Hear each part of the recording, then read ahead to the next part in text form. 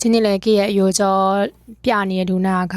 ရချင်းပြန်ယူထားဖြစ်တဲ့ကြောင့်မလို့ရှီဟုံးကိုသွားရပါမယ်အခုကတော့လက်ရှိပြင်ဆင်နေရပါတော့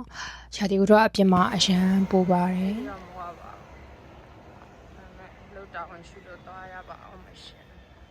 ရာသီဥတုကပိုတဲ့ကြောင့်ပုံမှန်ဆိုရင်ဂျပန်ကြီးရပဲရှီဝယ်တော့ဖြစ်တာပေါ့နော်ဒီနေ့တော့အိမ်ကနေ1လီတာဘူးကြီးယူသွားပါတယ်အခုစထွက်ပါပြီအဲ့တော့ဒါနောက်တစ်ဆင့်ဘတ်ကားစီရမနေရပါတော့နောက်ဆုံးတော့စီယုံရောက်ပါပြီစီယုံရောက်ပြီးတော့လူနာကိုတစ်ချက်ပြပေးတယ်ပေါ့နော်ပြပေးပြီးတော့လူနာဓာတ်ကင်နေတော့ခဏ topic စောင့်ကြည့်လိုက်တယ်မရပါဘူးပြီးတော့မှပဲအလုပ်ကုန်ပြီးတော့မှချီယွန်အေးစေးယုံနာကကော်ဖီဆိုင်မှာပဲထိုင်ပြီးတော့ topic ထိုင်လျှောက်ပြီးဖြစ်တယ်ပေါ့နော်ကေကတော့ topic 1လျှောက်တာဖြစ်တဲ့အတွက်ကြောင့်မို့လို့နေရာတွေတော်တော်လေးရှိသေးတယ်ပေါ့နော်အဲ့တော့အယောက်20ကျော်စားလောက်လျှောက်ပြီးသွားတဲ့အခါမှာတော့အလုပ်လေးလက်ဆက်တက်ပြီးတော့အိမ်ပြန်ပါပြီ